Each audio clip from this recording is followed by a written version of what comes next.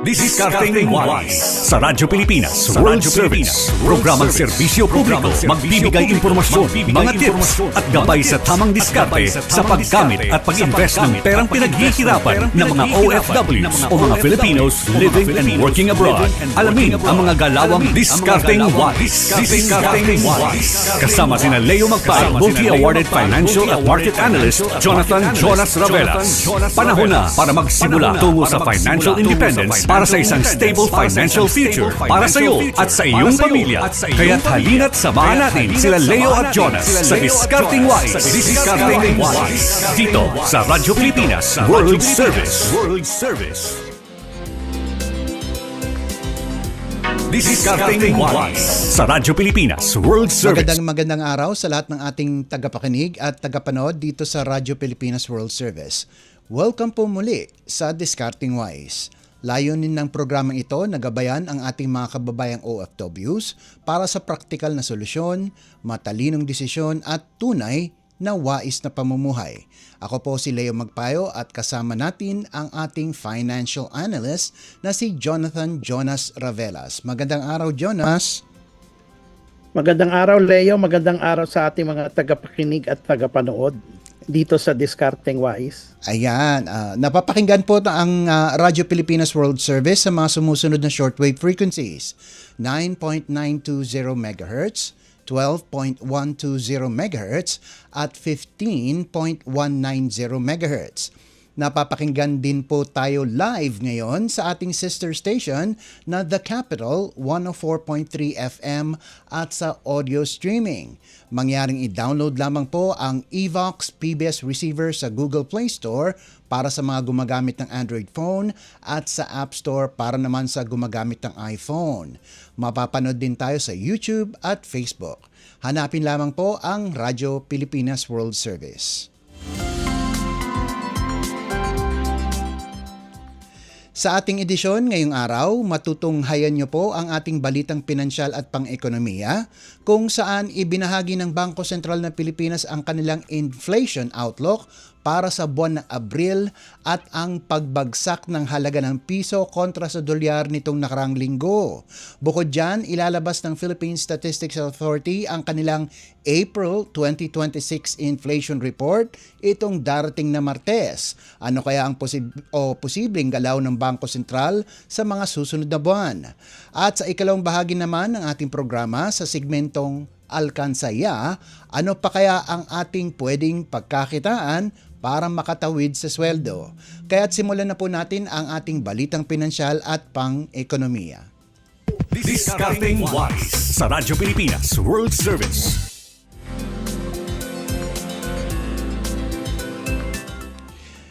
Tumaas pa ang presyuhan nitong Abril. Tinataya ng Bangko Sentral ng Pilipinas o BSP ang inflation sa pagitan ng 5.6% at 6.4%. Mas mabilis kaysa sa Marso. Itinutulak ito ng mahal na langis, bigas, isda, karne, kuryente at mahina ang piso habang limitado ang ginhawa sa gulay at prutas. Binabantayan din ng tensyon sa gitnang silangan na maaaring magpamahal pa ng bilihin. Itinaas din ng BSP ang forecast para sa 2026 at 2027 sa 6.3 at 4.3%, parehong lampas sa 4% ceiling. Sa iyong palagay, Jonas, ano ang pagtataya mo sa inflation ngayong Abril at bakit? Ngayon, ang una kong basa dyan ay nasa mga 5%. Nagulat ako na ang tingin nila 5.4%, no? Medyo mataas, no? Siguro ang isang pinakamalaking kaibahan siguro yung biglang paghina ng ating piso, no? Isa siguro kahit nung una kong inanalyze yan, ang una kong tingin talaga 5%. So, kaya siguro ang kaibahan lang ngayon, mas humina yung piso, kaya medyo napabilis lalo yung pag-akyat ng inflation. So hanggang 5% pa rin ang ano mo. Okay, tignan natin, no? Oo. Itong Martes niyang lalabas. Kasi nung kumbaga, doon sa unang datos na napag-usapan nung March na 4.1% at Oo. yun ang aking ginamit na batayan. Mhm. Medyo mababa pa ng konti yung exchange rate. So Oo. siguro yung mabilis na pagtama sa atin nung paghina ng piso, isa yun sa mga contributing factor, no? Mm. At saka isa diyan yung baka biglang lalong pagtaas ng bigas, no? Kasi nakita na nating umakyat ito ng parang 3.6% nung Marso. Kaya ito ay isang hindi magandang sinyales na pag lumampas pa ng 5% yung inflation, talagang pwedeng may galawin ang central bank, no? Baka magtaas din sila ng isang off-cycle na adjustment. Oh, yun nga. Ito nga, kamakailan lamang nagtaas ng 25 basis point rate hike ang BSP. Ano kaya ang mga kondisyon na maaaring magtulak sa BSP na magtaas pa ng interest rates? Ngayon, dahil ang unang-una dyan, talagang yung mas mataas na inflation above 4.1% ay isang hudyat yan, na para gumalaw sila. Kumbaga, parang nung una, ang tingin natin, medyo parang preemptive na nauuna sila sa inflation. Pero kung mas mabilis, kailangan nilang habulin. No? Kailangan nilang magtaas para masupil yung pag-akyat, no? So, ang isang madali niyan, pwede sila magtaas ng 50 basis points. Oh, taas yun ano naman ang Medyo nakita mataas. mong immediate relief na maaring magpabagal sa pagtaas ng presyo? Ngayon talagang lahat ng mga pangyayari, no, tulad nung kahit na maganda yung ginawa ng UAE na umalis sila sa OPEC, pwede namang kontrahin ng ibang mga membro kasi na magdagdag sila rin ng production. So kung magdadagdag sila ng production, pwedeng bumaba yung presyo ng langis, no? At saka syempre ang pinaka-importante diyan kung lalong mag-init yung pag-uusap tungkol sa peace talks. Hangga't parang ngayon si Pangulong Trump parang disappointed kaya medyo lalong tumataas yung probability na mas lalong mataas pa rin ang langis.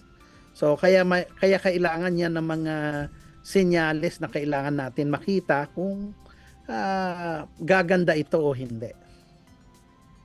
Oo nga, sana naman. Ito pa isa, no? Sinabi ng Malacanang na ang mahal na langis at iba pang external factors ang nagtulak sa piso sa pinakamahinang halaga nito. Noong April 29, bumagsak ang piso sa 61 pesos and 57 centavos kontra sa dolyar, ang pinakamababa sa talaan. Kinabukasan, nagsara ito sa 61 pesos and 49 centavos, pero umabot sa intraday low na 61 pesos and 75 centavos. Ayon kay DepDev Secretary Arsenio Balisacan, isa sa pinakamalaking dahilan ng paghina ng piso ang unusually strong US dollar na humihila ng kapital papunta sa Estados Unidos at palayo sa mga emerging markets tulad ng Pilipinas. Jonas, pakipaliwanag nga kung bakit sinabi ni Secretary Balisacan na ang pinakamalaking dahilan ng paghina ng piso ay ang unusually strong US dollar. Okay. Ang tawag talaga dyan, ang tamang termino ay safe haven trade. No? Yung safe haven trade, ito yung pag natatakot ang mga investor, pupunta sila sa pinakamalakas na pera. And ang pinakamalakas na pera at pinakakumbaga widely accepted ay ang US dollar. So kaya makikita mo yung kanilang stock market, umaakyat kasi lahat lumilipat ng kanilang mga investment papunta sa US. Kahit gumagastos sila ng 25 billion sa gera, lahat ng mga potential impact, lalo na sa mga kumpanya na nag-i-invest sa AI, malaki ang ganansya nila. Kaya lumilipat sila doon sa tulad ng US. No? Kaya kumbaga nahahatak lalo yung pera ng mga ibang bansa papunta sa US at kaya lumalakas ang dollar. Dahil naman sa paghina ng piso, ano naman kaya ang posibleng epekto nito sa inflation outlook ng Bangko Sentral para sa susunod na buwan? Nako, kasi talaga habang umaakyat yung presyo ng langis Oo. at lumalakas ang dollar, talagang kumbaga sa atin talagang double whammy ang impact sa atin kasi kada taas ng presyo ng langis, lalong lumalaki yung ating import bill. Oo. Kaya nga yung huling datos nung Marso o February ata nung importation, lumawak yan ng 13.6%. Ngayon, yung export natin, ay yung import natin, hindi naman dumami yung import natin, yung pa rin pero nagmahal. Kaya nangailangan lalo ng dollars, no? So yan ang mga rason kung bakit nagkakaroon tayo ng mga lalong paghina ng ating pera. Paano kaya yung tinataya ng gobyerno ang magiging epekto nito sa overseas Filipino workers o OFW remittances? Alam natin na ang mga roughly 20% ng ating remittance ay galing sa Middle East, no? Oo. Ngayon, meron tayong mga babala, no? Tungkol sa pagpadala ng mga tao sa Middle East, no? Kung pwede, wag tayong magpadala o ban na ata. So ngayon, hanggat hindi sila pinauuwi, nandun sila, no? Pero ngayon ang current year to date natin is around 2.8% ang remittance growth natin, no? Kaso yung datos na yan ay first quarter. And typically mahina talaga ang first quarter pagdating sa remittance. Oo. Nasa second and fourth quarter ang diyan natin nakikita ang lakas ng ating mga remittance kasi yan ang mga panahon na bayaran ng tuition fee at padalahan ng mga pera, no? So, ngayon, hindi natin masabi na talagang hihina sila. Kung pagbabatayan natin yung mga dating datos, pag merong krisis, nagkakaroon tayo ng mas marami silang pinadadalang pera tulad ng pandemic, sila yung kumbaga tumulong, no? Hanggat walang forced evacuation, tingin ko, kayang mapanatili yung close to 3% growth this year. Pero pag pinauwi sila, dyan tayo medyo matatamaan. Sa ngayon, parang wala pa. Okay. Ito, pagkalipas ng 3 linggong pagbawas sa presyo ng langis, inaasahang makakahalo ang galaw naman ngayong linggo, mahigit 2 buwan matapos maapektuhan ang global market dahil sa tensyon sa pagitan ng US, Israel at Iran. Tinatayang tataas ng piso hanggang 2 piso ang diesel, habang 3 piso hanggang 4 piso ang dagdag sa gasolina. Magro-rollback naman ng 250 hanggang 3 pesos and 50 centavos ang kerosene. Sa ilalim ng State of National Energy Emergency, may kapangyarihan ng gobyerno na gumamit ng sarili nitong computation para sa oil price adjustment. May posibilidad bang lumampas pa sa forecast ng BSP ang inflation kung magpatuloy ang pagmahal ng langis, Jonas? Nako, oo. Talagang yan ang aking tinitingnan ngayon, ano? Dahil ang mga pangyayari ngayon nawala na yung hopeful effect.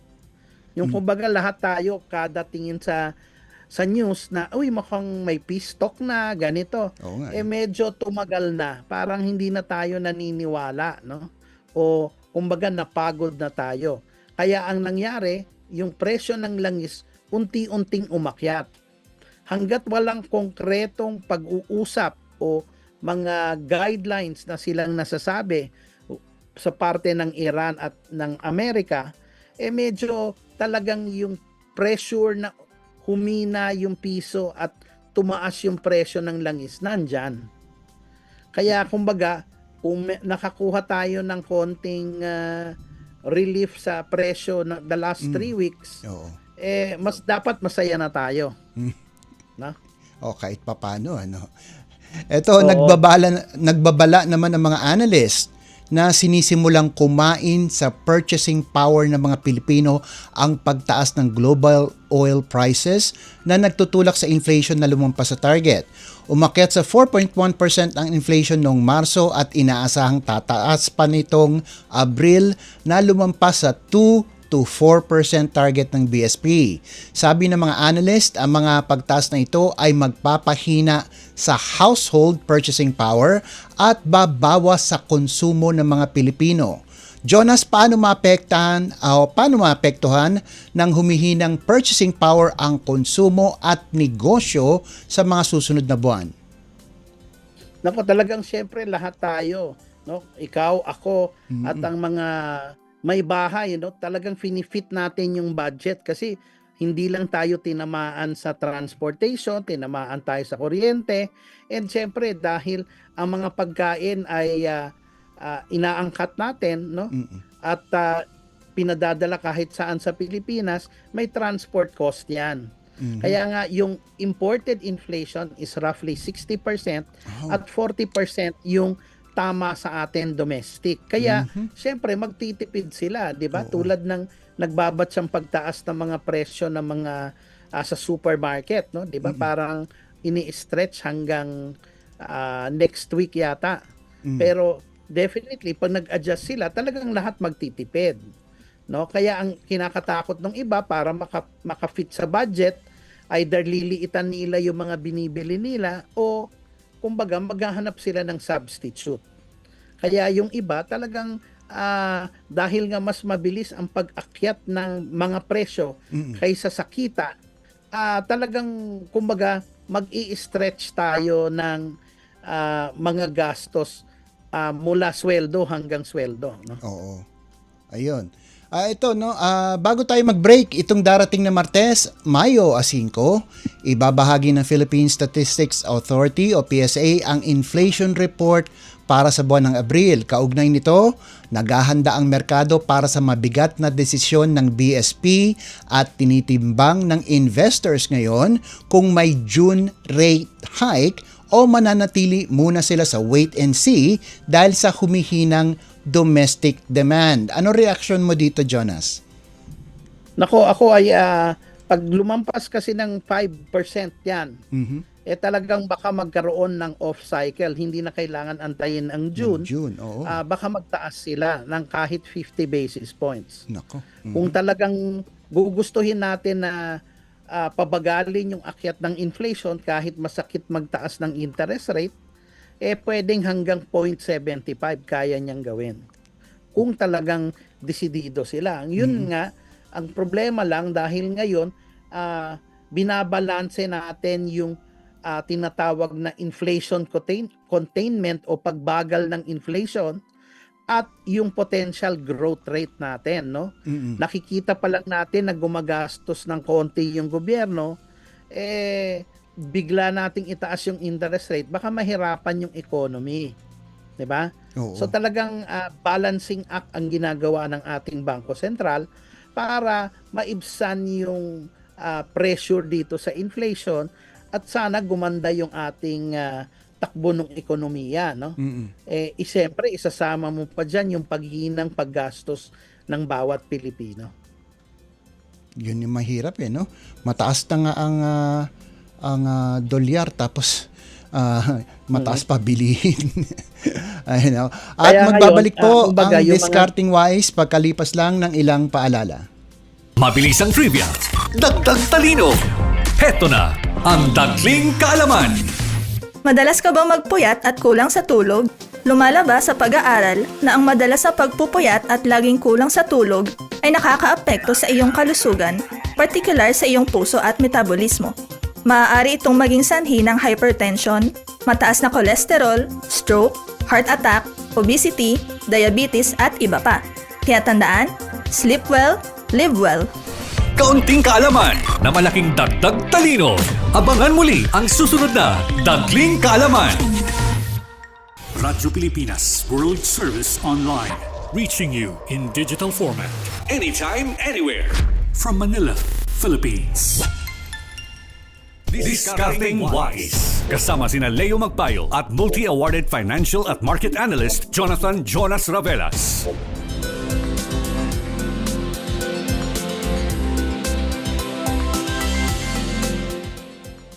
At nagbabalik po ang ating programang Discarding Wise. Eto na. Ano pa kaya ang ating pwedeng pagkakitaan para makatawid sa sweldo? Jonas? Nako, eto talaga no, sa ating mga mamamayan dyan. Mm. Merong mga, syempre, kung meron kang motorcycle at may oras ka, di ba? Pwede kang mag-delivery service. Oo. O kaya, Tama. pwede kang mag-angkas, di ba? Mm. Pwede ka rin mag-carpool, di ba? Mm. At saka naman sa ating mga barangay, pwede naman sila mag-ano ng laundry, 'di ba? Yung kumbaga magpapalaba ka lang, may konting bayad, 'di ba? Mm. So, pwede rin yung parang assistant, 'di ba? Kumbaga parang virtual assistant kung Oy, online, 'di ba? Mm. So, ito yung mga pwede nating, ito yung tinatawag na gig economy, no? Mm. So pwedeng nag-e-enter ka ng data kung may konti kang kaalaman sa computer, pwede kang magkaroon ng data entry, transcription, 'di ba, na magagawa na kumbaga hindi naman pwedeng pangmatagalan, no? Oo. Tapos pwede kang maging English conversationalist, Mhm. 'di ba? Yung mga Koreano Sa Korean, o ibang mga tao na gustong maging matatas magsalita ng Ingles Mhm. o Filipino, binabayaran sila ng 500 pesos kada oras, di ba? Mhm. So, ito yung mga kumbaga pwedeng makatulong sa atin para maibsan. Tapos, ano pa yung ating ibang mga kaalaman, no? So, pwedeng kaya ba natin pag weekend gumawa ng pagkain at ibenta sa opisina, sandwich, di ba?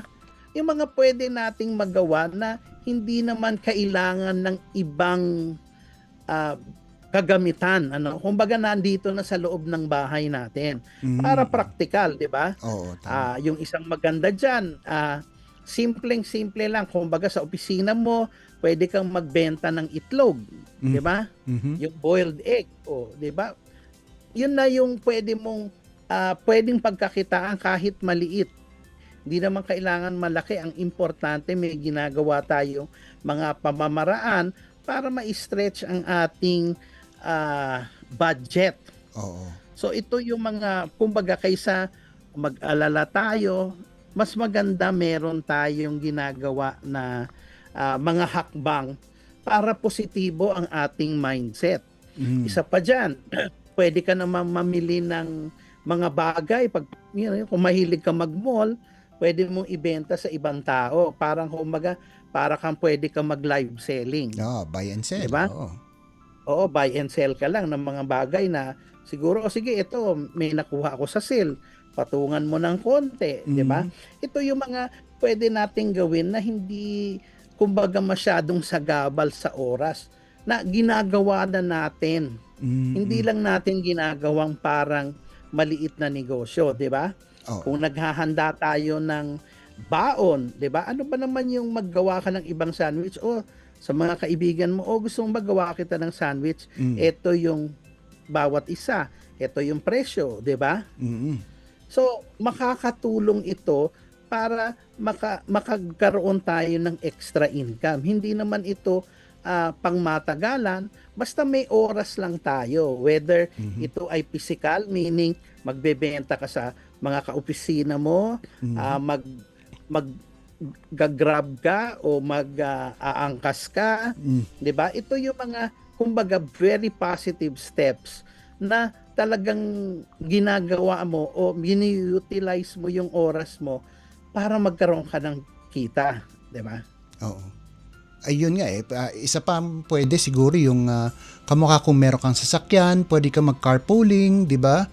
Pwede mong sunduin yung mga ka-office mate mo, ito charge mo since pareho lang naman ang opisina nyo or 'di ba? Malaking tulong din 'yun. Malaking tulong 'yan, makakatulong sa iyo 'yan sa siyempre, lalo na ngayon sa taas ng presyo ng diesel o Oo. gasolina, makakatulong yan, di ba? Mm-mm. Tsaka kung nagbabayad ka ng toll, di ba? Yun nga, Makakuha ka lang ng isa, dalawa, medyo, kumbaga, makakatipid ka na. Hindi mo tinitingnan na kumita ka. Ang importante, maibsan mo yung iba mong gastos. Correct. Diba? Oo. Bukod pa dyan, siguro makakatipid rin naman tayo sa pagkain. Kunyari, isang araw, tiyaga muna tayo, lugaw muna. Isang araw lang naman eh. Ano ba naman yun? Di ka naman magugutom, di ba? So, Oo. parang lang ma-stretch Yan yung mga budget. pwede. Oo, tapos yung mga nagtitipid sa LPG, Oo. kung kaya mong lutuin na ng isang lutuan yung pang buong araw mo, di maganda, di ba? Para mapatipid mo, init-init na lang, di ba? Mm. So, kasi nga natatakot yung iba, baka magkaroon ng shortage sa kerosene at Oo. saka LPG. So, yung iba, yung init mo, microwave mo na lang, 'di ba? Mhm. Kasi kuryente naman, 'di ba? So, mas makakatipid ka kaysa yung nagluto ka agad, 'di ba? Oo. Kasi mainit na yung kalan mo eh, Mm-mm. 'di ba? Tama. So, minamaximize mo lang yung kumbaga yung init at saka yung oras mo, maaayos mo yung oras. Mm-mm. Ayan. So, ito yung mga parang mga maliliit na gawain, pero yung kumbaga, ang tingin natin dito, hindi ka masyadong kikita, pero maiibsan ang gastos mo. Kaya ito ay discarding wise. Yan. Oo. So, ano naman ang pag-usapan natin next week, Jonas? Maghahanap naman tayo ng ano pa ang pwedeng gawin pag meron tayong mga ulam na pwede natin i-stretch. Yan. Diba? Mag-research tayo. Ano ba yung pwede natin lutuin na pwedeng sa susunod na pagkain mo at may natira, magagamit natin. So makapagbigay tayo ng mga ano yung pwedeng mga ulam na ganyan na pwede nating kumbaga maging transformer. Ayan. Diba? Ayos yun. Okay, tapos abangan natin kung anong resulta o yung announcement ng PSA sa Martes, ano? Nako, Oo. Yung At saka inflation. ang GDP, no, lalabas Ah. sa May 7. May 7 naman, yung GDP. Nako. May 7 naman. So makikita natin kung gaano kalaki ang naging epekto nitong 2 buwan na gera, Oo. no? At ano yung impact sa atin kung gumastos na ba ulit ang gobyerno. So, ang tinataya ko dyan ay 3%, ano? For the first quarter. Oo. Medyo mahina pa rin, matamlay, halos pareho ng nakita natin nung fourth quarter. Mm-mm. So, tingnan natin kung mas mataas, mas maganda. Okay. No? Ayan. Sana naman mas mataas. Oo. Sana naman. Ayun. Bago po tayo tuluyang magpaalam, napapakinggan po ang Radyo Pilipinas World Service sa mga sumusunod na shortwave frequencies. 9.920 MHz, 12.120 MHz, at 15.190 MHz. Napapakinggan din po tayo live ngayon sa ating sister station na The Capital 104.3 FM at sa audio streaming. Mangyaring i-download lamang po ang Evox PBS receiver sa Google Play Store para sa gumagamit ng Android phone at sa App Store naman para sa gumagamit ng iPhone. Mapapanood din tayo sa YouTube at Facebook.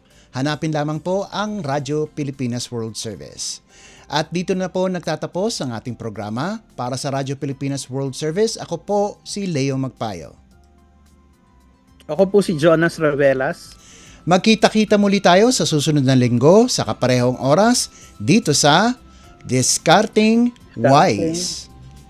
Discarding Wise sa Radyo Pilipinas. Sa Radyo Pilipinas. Programang serbisyo magbibigay impormasyon at gabay sa tamang diskarte at pag-investment perang pinaghihirapan ng mga Filipinos o mga Filipinos working abroad ang mga galawang Discarding Wise.